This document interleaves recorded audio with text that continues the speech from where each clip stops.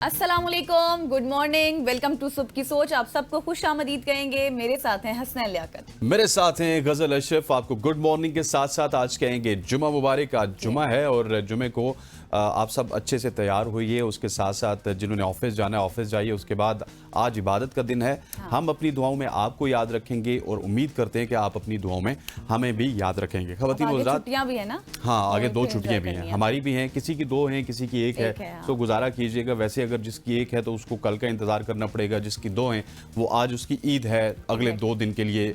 और जब भी संडे की शाम आती है तो फिर वो क्या होती है, शाम हो जाती है आपकी थोड़ी सी गरीब मजा आता है, लोग हाँ, एंजॉय करते हैं, मूवी देखने जाते हैं, घूमने बिल्कुल। फिरने जाते हैं, प्लान्स होते लेकिन हैं। संडे की शाम को एक उदासी छा जाती है कि वापस हमने काम पे हाँ, जाना है। वैसे संडे की शाम, क्योंकि आपको पता है कि मंडे फिर से आपका एक वर्किंग डे स्टार्ट हो जाता है और पहला वर्किंग डे होता है, तो फिर बिल्कुल। थोड़ी सी फीलिंग्स जो है ना इंसान की हो जाती है। सो ट्रू गजल। आगे बढ़ते हैं और आगे बढ़ते हुए आपको पीएसएल जारी है और पीएसएल में बहुत सारी चीजें वायरल हो रही हैं, जिसमें सबसे पहले अगर मैं आपको बताऊं तो बाबर आजम की एक पिक्चर वायरल हुई है, वो भी खाबे के साथ के। किस तरह के खाबे चल रहे हैं पेशावर ज़ल्मी के कैंप में।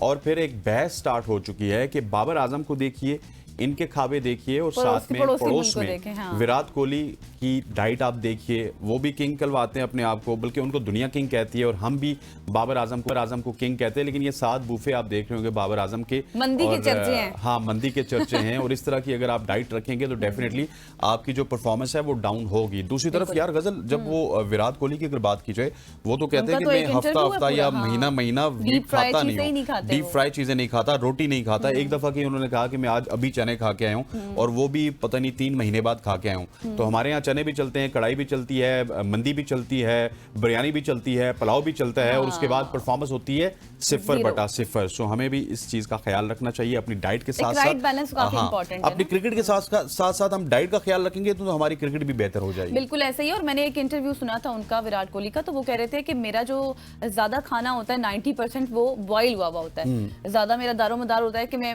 ज्यादा उबली हुई चीजें खाऊं बजाय इसके कि डीप फ्राई चीजें खानी पड़े। लेकिन अब हमने भी ये बात शेयर की है, पूरी दुनिया शेयर करी है, क्योंकि सोशल मीडिया एक ऐसा प्लेटफॉर्म है जहां पर खाने पर स्पेशली नजर होती है लेकिन लोगों बाबर की। आजम के पास डाटा भी बहुत है और खाना भी बहुत है। हाँ, परफॉर्मेंस नहीं है, परफॉर्मेंस भी आ जाएगी। बिल्कुल। आगे बढ़ते हैं, सोशल स्टोरीज का आगाज करते हैं और आपको लिए चलते हैं जनूबी अफ्रीका, जहां से बहुत जबरदस्त स्टोरी है और अजीबो गरीब सी भी है, क्योंकि वहां पर एक शख्स को गिरफ्तार किया गया। और शख्स को क्यों गिरफ्तार किया गया? क्योंकि मुबैना तौर पर वो अपने डॉग को ये हिदायत देता था कि मतलब आप ये कहें कि वो गोशा नशीन शख्स था, जिसे आप कहते हैं कि जो लोग पसंद करते हैं कि हम आइसोलेट रहें ज्यादा ना। तो उसने अपने डॉग को ये तरबियत दी कि आपने जब भी मुझे कोई रिंग करेगा, मेरे घर की बेल बजाएगा, तो आपने उसके ऊपर ना ब्रिक्स यानी ईंटें फेंकनी है, ठीक है, ताकि मुझे कोई डिस्टर्ब ना करे। और मतलब हाँ, ये ट्रेनिंग थी। और जो डॉग था उसने भी ऐसे ही किया कि जब भी कोई रिंग बजाता था घर की, कोई डिस्टर्ब, उसे लगता था कि वो मेरे मालिक को डिस्टर्ब कर रहा है, तो वो उसके ऊपर ईंटें फेंकना शुरू कर देता था। जाहिर है फिर लोगों ने शिकायत की, क्योंकि ये एथिकल बाउंड्रीज तो आपको पता है ना नहीं है। लेकिन ये इंटरेस्टिंग काफी खबर थी, सोशल मीडिया पर काफी छाई हुई है कि ऐसा क्यों हुआ, क्योंकि जाहिर है किसी को तंग करना भी अच्छी बात नहीं होती। और फिर जिस तरह मैंने पहले आपको कहा कि वो आइसोलेट ज्यादा रहना पसंद करता था ताकि कोई भी उसके घर में ना आए, घर में आए तो मेरा कुत्ता है जो मुझे जो है ना प्रोटेक्ट करेगा। बिल्कुल ऐसे ही। और हुकाम ने इस शख्स को इस वजह से भी गिरफ्तार किया क्योंकि ये जानवरों पर जुल्म करता था। उनके इल्जाम में इसको गिरफ्तार किया गया और इनका ये कहना है कि ये अमल इखलाकी तौर पर बहुत ही अजीबोगरीब सा है, इस वजह से इसको गिरफ्तार किया गया। और वैसे ये एक ऐसा कुत्ता है जिसकी पाकिस्तान में जरूरत है, क्योंकि रात को अगर चोर वगैरह आ जाए तो वो उनको ठीक से इंटे शिटे मार के वापस भेज सकता है। आगे बढ़ते हैं सोशल स्टोरीज में, हम आपको एक जबरदस्त स्टोरी बताते हैं कराची से। कराची की वफाकी उर्दू यूनिवर्सिटी से 80 साल की उम्र में पीएचडी की डिग्री हासिल करना कोई मामूली बात नहीं। और ये कामयाबी हासिल की है सईद मसूद उस्मानी ने। इस उम्र में भी इनकी मेहनत और अज़्म काबिल तहसीन है। वो 4 दिल के दौरों और एक फालिज के बावजूद अपनी तालीम के हवाले से अपने ख्वाब को पूरा करने में कामयाब रहे। सईद उस्मानी का तहकीकी मुकाला कराची में FM रेडियो की मकबूलियत और सामीन पर था, जिसमें उन्होंने इस बात का जायजा लिया कि FM रेडियो किस तरह सियासी शऊर, कुदरती आफात की तालीम, सकाफत और जुबान पर असरअंदाज होता है। एग्जैक्टली और ये देखें कि सफरिंग इन 4 हार्ट अटैक्स, तो ये चीज़ कोई आसान नहीं होती। और उनके तहकीकी मुकाले में 5000 से ज़ायद शुरका ने हिस्सा लिया, जिनमें मुख्तलिफ जिनसों के अफराद शामिल थे।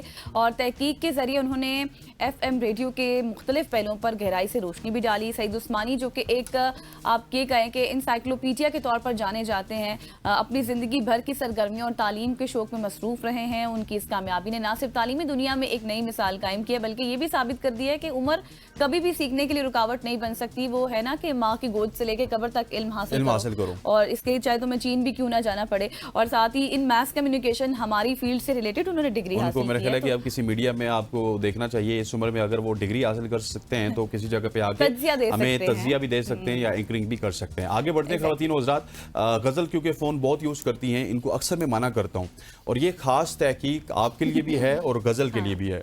एक हालिया तहकीक में ये बात सामने आई कि अगर कोई शख्स स्मार्टफोन्स पर 2 हफ्तों तक इंटरनेट से दूर रहे तो उसके ज़हनी सेहत और तवज्जो और मजमूई फलाह में नुमायां बेहतरी आती है। इस तहकीक में मुहक्किकीन ने इस बात का जायजा लिया कि स्मार्टफोन्स और इंटरनेट के इस्तेमाल के बगैर ज़हनी हालात पर क्या असरात मुरतब होते हैं। लेकिन ये आपको गजल ही बताएंगे क्या क्या मुरतब होते हैं। वो तो मैं आपको बताती हूँ, लेकिन वैसे भी इस चीज़ में है कि आप जब फ़ोन से दूर रह लेंगे ना तो आप एक सुकून फील करेंगे, टेंशन, परेशानियां, डिप्रेशन आपका दूर हो जाएगा। तहकीक के दौरान जिन अफराद ने इंटरनेट से वक्फा लिया हो, उनकी ज़हनी सुकूनत, तवज्जो मरकूज करने की सलाहियत यानी कि कॉन्सनट्रेट करना और मजमूई तौर पर फलाही हालत में इजाफा देखने को मिला। और रिसर्च के मुताबिक स्मार्टफोन्स और इंटरनेट का मुसलसल इस्तेमाल ज़हनी थकावट, बेचैनी को भी कम कर देता है। इंसान रिलैक्स फील करता है, जैसे कि मैंने आपको पहले कहा है। और वैसे भी अगर इस तरह की सिचुएशन हो जाए कि आपको फ़ोन से दूर रहना पड़े तो वो एक आपको बुरा तो फील होता ही है कि आपके पास कुछ नहीं है, जैसे आप अपने आप को बिल्कुल अकेला तन्हा फील करते हैं। लेकिन अगर आप थोड़ा सा अपने ऊपर फोकस करें, अपनी सलाहियतों के ऊपर फोकस करें तो आप बहुत कुछ कर सकते हैं, बहुत कुछ पा सकते हैं, मज़ीद इंटेलिजेंट भी हो सकते हैं।